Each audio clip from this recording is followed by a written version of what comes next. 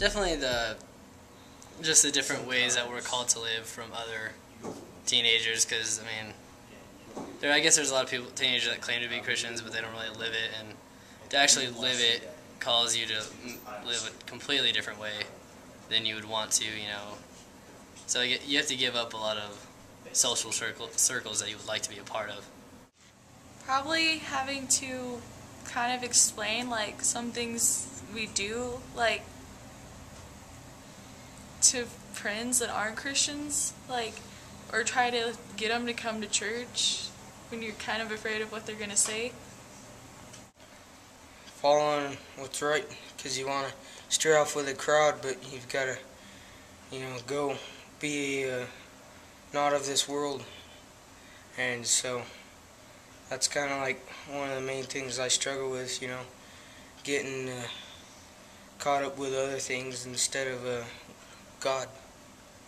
I think it's like the peer pressure that goes on today. I mean, of course, it depends on like who you hang out with a lot, but even so, you get faced with so many different dilemmas every single day, like, are you going to cheat on this test or something like that, and you just have to learn to say no, or I'm going to stand up for this.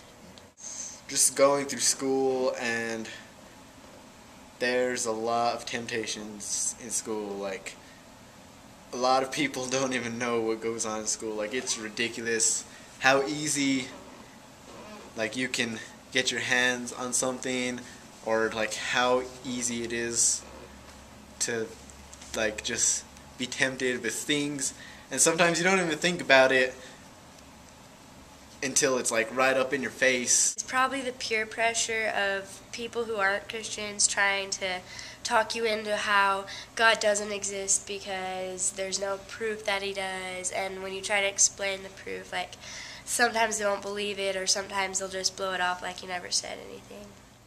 Other kids, I don't really know how to explain it. They do all the other stuff, but you're like, well, you're a Christian, you aren't supposed to do that, so don't do that. So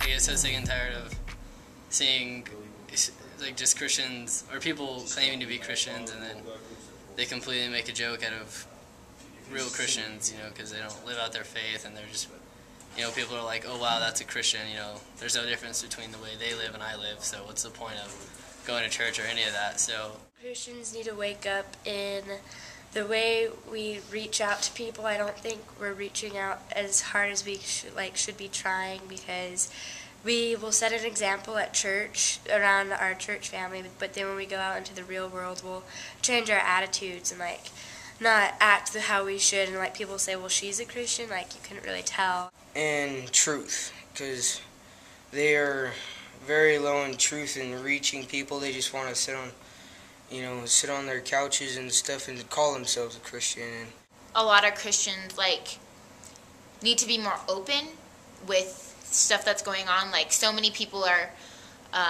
stuck in like traditional Christian ways, like wear your best Sunday dress on Sundays to church, or old ladies will wear hats or something. That's not the only thing, of course, but like to be more open with what's going on, like, and not judge people so harshly. If they see somebody with tattoos or something, don't just automatically assume that they're like a devil worshiper or whatever, because that's really, I think, rude.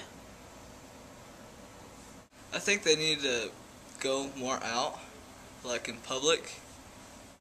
A lot of Christians come to church and they play the part of a Christian at church, but whenever they go to school or wherever else, they're just the same as everybody else, and I think that's something that definitely needs to change and be woken up to.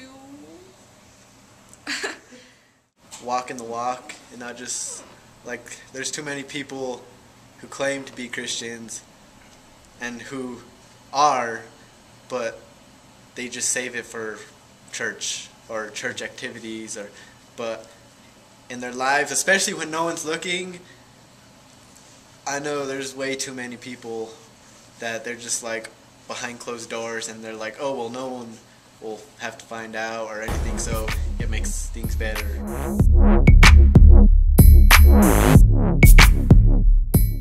Maybe reach someone new this year, reach a lot more people than you've ever reached. Just the new adventures that I'm going to face in this year, because I'm a year older. I would like to think I'm more mature. I don't know.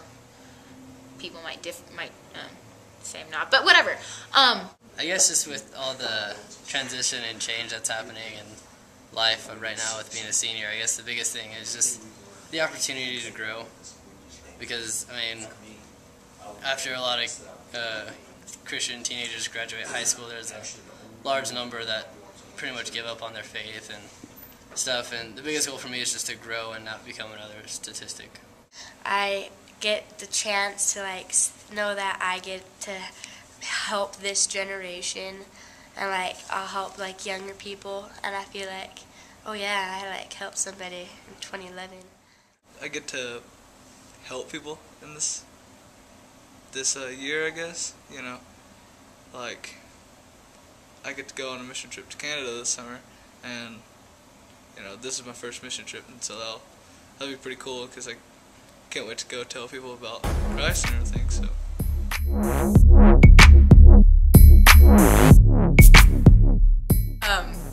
Yeah, to talk more, to speak up more, and talk, whether it be about my faith or my beliefs, which goes along with my faith, but just that. Yeah. God's actually currently teaching me right now to love the people that not everybody else loves. That it's definitely not all about me, and that I've got to get off the couch and to get into His Word and get into Him and follow Him instead of saying I follow Him. Just to kind of set the example of being genuine. Because I feel like if that's what I want to see most in people, then I should see that most in myself first. If I just get the courage to walk up to somebody and invite them to church, then that could lead to them coming to church and me telling them my story about how God made an impact on my life, and then maybe having them realize that God is making an impact on their life too. To go and tell people about Him.